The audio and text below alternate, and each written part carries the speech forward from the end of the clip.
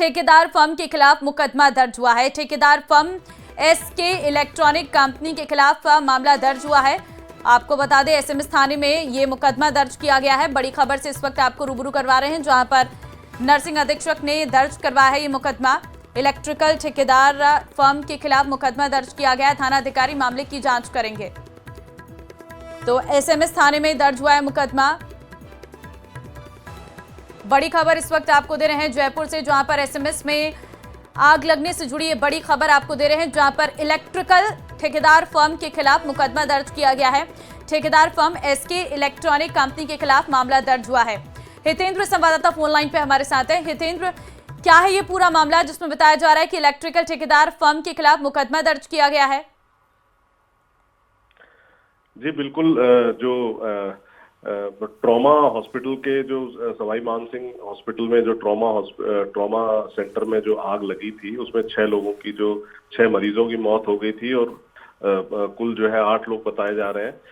इस मामले में जो है फायर प्रोटेक्शन और फायर डिटेक्शन सिस्टम का संचालन जो है, उसका रखरखाव और संचालन जो है ये फर्म जो है मैसर्स एसके इलेक्ट्रिक कंपनी जो है ये कर रही थी। एमआई रोड स्थित ये कंपनी है। इसके खिलाफ जो है एफआईआर दर्ज करवाई गई है कि इन्होंने जो है इसमें लापरवाही बरती और इनकी लापरवाही के चलते जो है 6 मरीजों की जो है यहाँ आग में जलने से मौत हो गई। तो ये जो मामला है ये गंगालाल जो नर्सिंग अधीक्षक है उनकी तरफ से दर्ज कराया गया है और जो है ये एसएमएस थाना है, एसएमएस पुलिस थाना, उसमें ये दर्ज कराया गया मामला और इसमें भारतीय न्याय संहिता 2023 के 125-106(1) में जो है ये मामला दर्ज किया गया है। जी। लेकिन जब ये अग्निकांड हुआ उसके बाद ही ये सारे सवाल क्यों उठ रहे हैं? क्या इससे पहले भी इस सिलसिले में कभी कोई शिकायत हुई थी? जी बिल्कुल, इसमें जो है लगातार जो इसके इंचार्ज हैं, ट्रॉमा के इंचार्ज हैं, जो इंचार्ज थे जिनको हटा दिया गया, डॉक्टर अनुराग तोमर, उन्होंने कई डॉक्टर अनुराग धाकड़, माफ कीजिएगा, उन्होंने कई जो है इसमें पत्र लिखे थे अपने अधीक्षक को और अपने जो सुपीरियर हैं उनको लिखे थे कि इसमें जो है ऊपर जो नया भवन बनाया जा रहा है उसमें वायरिंग की दिक्कतें हैं और उसके अलावा जो है करंट भी आ रहा है और कई इसमें जो है दिक्कतें हैं, तो इनको बिल्कुल हितेंद्र, अब देखना होगा इस पूरे मामले पर आगे किस तरह से कार्रवाई होती है। बहुत धन्यवाद फिलहाल आपका तमाम जानकारी देने में। और चलिए आगे बढ़ते हैं। कोटा में 300 युवतियों से ठगी का मामला आया सामने। फिल्मों सीरियल में काम के नाम पर युवतियों से ठगी। बीटेक कर चुके युवक ने अब तक 300 लड़कियों को ठगा है। फर्जी अकाउंट से वीडियो भेजकर करता था युवतियों से बात। गर्लफ्रेंड के खर्चे पूरे करने के लिए अपनाया ठगी का ये नया तरीका। साइबर थाना पुलिस ने कार्रवाई की है। तो जानकारी इस वक्त आपको दे रहे हैं। कोटा में 300 युवतियों से ठगी का ये पूरा मामला। बीटेक कर चुके युवक ने अब तक 300 लड़कियों को ठगा है। फर्जी अकाउंट से वीडियो भेजकर करता था युवतियों से बात। गर्लफ्रेंड के खर्चे पूरे करने के लिए ये ठगी करता था। तो साइबर थाना पुलिस ने इस पर कार्रवाई की है और इसको गिरफ्तार कर लिया है। फिल्मों और सीरियलों में काम के नाम पर युवतियों से ठगी का ये पूरा मामला है। बीटेक किया हुआ ये छात्र पढ़ा लिखा है, उसके बावजूद भी इस तरह से पैसे कमाने के लिए युवतियों से ठगी करता था। गर्लफ्रेंड के खर्चे पूरे करने के लिए ये ठगी करता था, ऐसी बात निकलकर सामने आई है।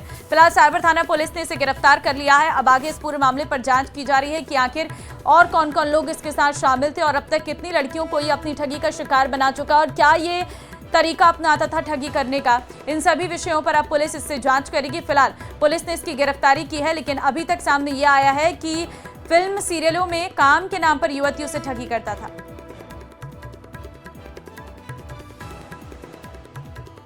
और अब बात बेलगाम बजरी डंपर के कहर की, जिसने 40 स्कूली मासूमों की जिंदगी से खिलवाड़ की कोशिश की। सवाईमाधोपुर जिले के चौथ का बरवाड़ा उपखंड में डंपर ने बस को टक्कर मारी, जिससे करीब 12 स्कूली बच्चे घायल हो गए। ये रिपोर्ट देखिए। मासूमों की जान से खिलवाड़, बजरी डंपर का कहर, स्कूल बस को मारी टक्कर, बच्चों से भरी बस पलटी, मची अफरा तफरी। सवाई माधोपुर के बरवाड़ा उपखंड में एक स्कूली बस अचानक डंपर से टकरा गई। यह हादसा शिवाड़ इसरदा रोड पर उस वक्त हुआ जब बस के सामने एक गाय आ गई, जिसे बचाने के चक्कर में सामने से आ रहे बजरी के डंपर से बस की टक्कर हुई और बस खाई में पलट गई। ग्रामीणों का आरोप है कि इलाके में अवैध बजरी परिवहन होने से हमेशा मार्ग जाम रहता है और वाहन चालकों की लापरवाही से ऐसे हादसे होते रहते हैं। घटना से आक्रोशित ग्रामीणों ने मांग की है कि बजरी वाहनों पर पूरी तरह पाबंदी लगे और दोषियों के खिलाफ सख्त कार्रवाई की जाए। उन्होंने शिवाड़ मार्ग पर जाम लगाकर प्रदर्शन किया। इस दौरान हालात तनावपूर्ण बने रहे। बजरी का ट्रैकिंग लाग रहे अब बचाता एकदम नीचे लिया और गाड़ी का स्कूल बस के खाई में गिरने की सूचना पर प्रशासनिक अधिकारी मौके पर पहुंचे और घायल बच्चों को प्राथमिक उपचार के लिए शिवाड़ अस्पताल में भर्ती करवाया गया। एक छात्रा की हालत गंभीर होने के चलते उसे टोंक रेफर किया गया है। हादसे के वक्त बस में 40 से ज्यादा बच्चे मौजूद थे। सवाई माधोपुर के चौथ का बरवाड़ा उपखंड में इस हादसे ने स्थानीय लोगों की सुरक्षा को लेकर कई सवाल खड़े कर दिए हैं। न्यूज 18 राजस्थान के लिए सवाई माधोपुर से गिरिराज शर्मा की रिपोर्ट। सीकर के श्री माधोपुर से बड़ी खबर है। डीरेल मालगाड़ी के डिब्बों को हटाने का काम जारी है। कल से ही लगी है रेलवे अधिकारियों और कर्मचारियों की टीम। कुल 36 डिब्बे पटरी से उतरे थे कल और 100 से अधिक मालगाड़ी इससे प्रभावित हुई है। तो फिलहाल देखिए, ये सीकर के श्री माधोपुर में न्यू रेलवे स्टेशन के पास मालगाड़ी के करीब 37 से अधिक डिब्बे पटरी से उतर गए थे और अभी भी काम जारी है पटरी सही करने का भी और डिब्बों को हटाने का भी। और अभी तक 100 से अधिक जो मालगाड़ी है वो प्रभावित हो चुकी हैं। देखिए, इसमें जो रखा सामान था वो भी इधर उधर बिखर गया। खासतौर पर इसमें चावल के कट्टे थे। फिलहाल उन्हें साइड किया जा रहा है और इस मार्ग को सुचारू करने के लिए कवायद कल से ही जारी है। सीकर के श्री माधोपुर में न्यू रेलवे स्टेशन के पास मालगाड़ी के करीब 37 से अधिक डिब्बे पलट गए, जिसके बाद रेलवे ट्रैक बंद हो गया। इस हादसे के बाद लगातार रेस्क्यू ऑपरेशन जारी। हादसे के बाद ट्रेन की पटरियां बुरी तरह से क्षतिग्रस्त हो गई। इस रिपोर्ट में देखिए क्या स्थिति है।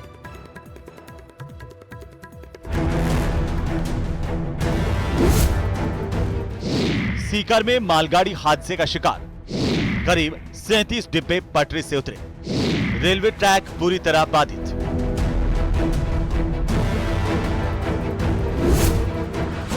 मंगलवार की रात सीकर के शिमाधोपुर में न्यू रेलवे स्टेशन पर रफ्तार से जा रही एक मालगाड़ी दुर्घटना का शिकार हुई।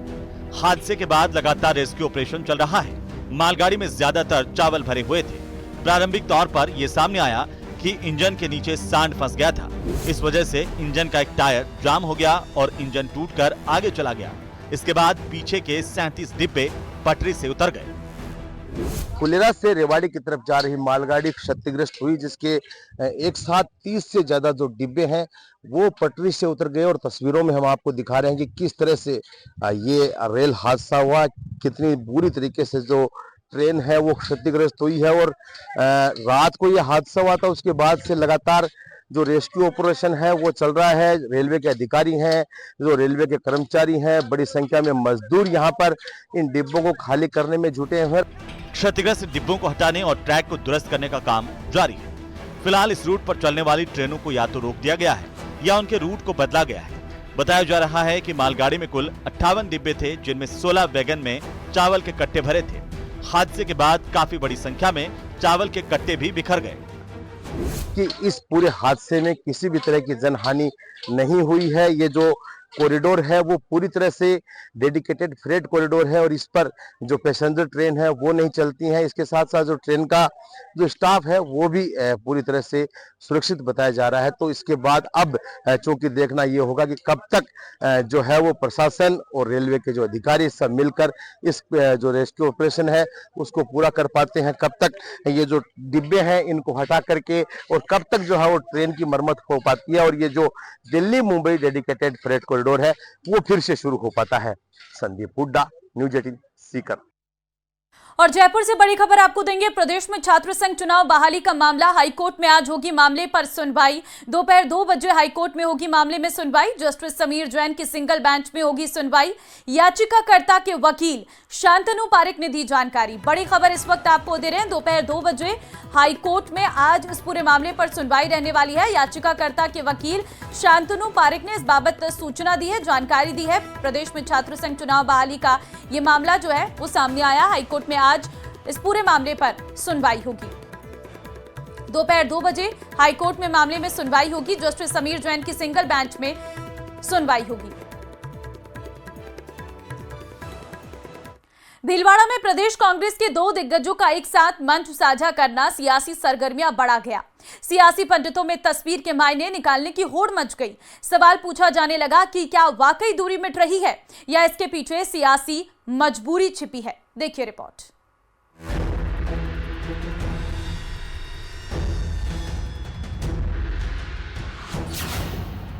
भीलवाड़ा में एक मंच पर दिखे गहलोत पायलट। चुनावी मौसम में मिट रही दूरियां। कार्यकर्ताओं में गया एकजुटता का मैसेज। अंता उपचुनाव में कांग्रेस को जीत की है दरकार। एकजुटता से होगा कांग्रेस का बेड़ा पार। मजबूत होगी तो आप लड़ पाओगे, और मजबूत करने के लिए जरूरी है तमाम कांग्रेस जन अपने मतभेद भूल करके एकजुट हो और आगे बढ़े, ये भावना सब में होनी चाहिए। राजनीति के पुराने खिलाड़ी और प्रदेश के पूर्व मुख्यमंत्री अशोक गहलोत ने 3 अक्टूबर को ऐसा बयान दिया जिससे सियासी गलियारों में खलबली मच गई। गहलोत ने सार्वजनिक रूप से कांग्रेस में गुटबाजी की बात स्वीकार की। कार्यकर्ता भी कंफ्यूजन में है, कोई झग रहे हैं कि जिले में स्टेट लेवल पर तो मैं किसके यहाँ जाऊं, किससे क्या बात करूं, वो सब तमाम कंफ्यूजन चलता रहता है कार्यकर्ताओं के दिमाग में। तो कार्यकर्ता भी दिल से काम नहीं कर पाता बेचारा। लेकिन उस बात का अर्थ क्या जो जुबान तक सीमित रह जाए? उस अपील पर कौन अमल करना चाहेगा जिसमें बोलने वाले की प्रतिबद्धता ही नजर न आए? इसीलिए 8 अक्टूबर को भीलवाड़ा में अशोक गहलोत सचिन पायलट के साथ मंच साझा करते नजर आए। सियासत में इन दोनों के रिश्ते कैसे रहे हैं ये बताने की जरूरत नहीं है। पूर्व सीएम शिवचरण माथुर और उनकी धर्मपत्नी सुशीला देवी माथुर की मूर्तियों का अनावरण था, जिसमें प्रदेश कांग्रेस के दोनों दिग्गज कार्यकर्ताओं को ऑल इज वेल का संदेश देते नजर आए। दोनों दिग्गजों की एकजुटता इसलिए भी खास है कि प्रदेश में भजनलाल सरकार बनने के बाद अंता में 8वां उपचुनाव होने जा रहा है। इससे पहले 7 सीटों पर उपचुनाव हुए हैं। इनमें बीजेपी ने 7 में से 5 सीटें जीती हैं, जबकि कांग्रेस ने केवल 1 सीट जीती। अंता उपचुनाव के नतीजों से सरकार पर कोई फर्क नहीं पड़ेगा, लेकिन राजनीतिक परसेप्शन पर इसका बहुत बड़ा असर होगा।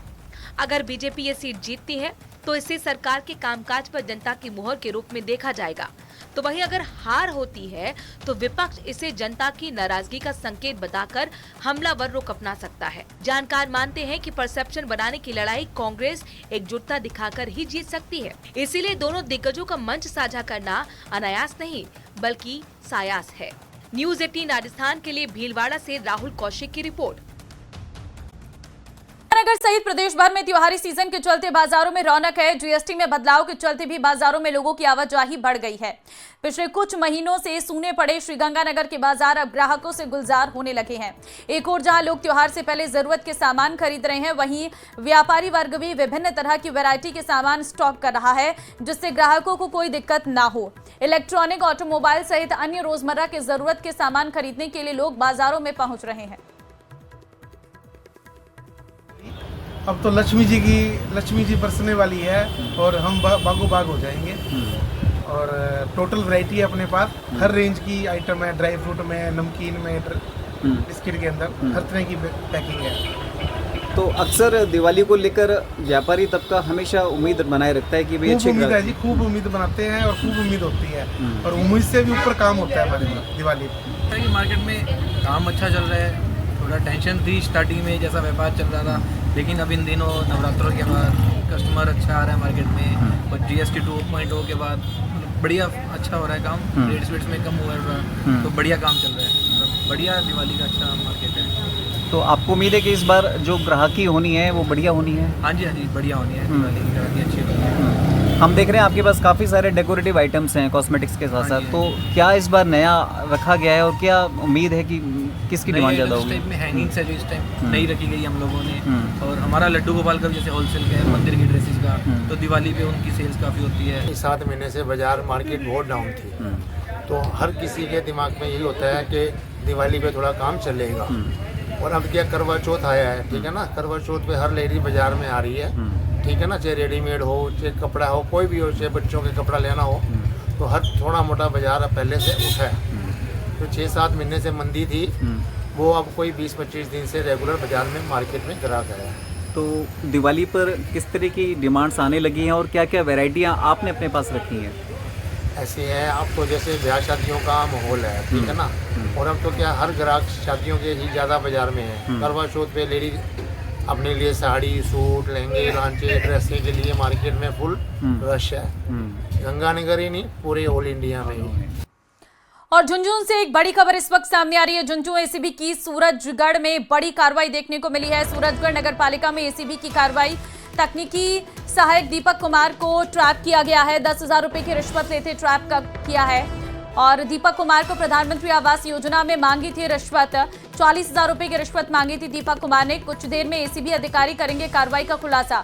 संवाददाता कृष्ण फोन लाइन पे हमारे साथ हैं। कृष्ण, बड़ी कार्रवाई यहां पर देखने को मिल रही है। रिश्वत के मामले में दीपक कुमार को पकड़ा गया है।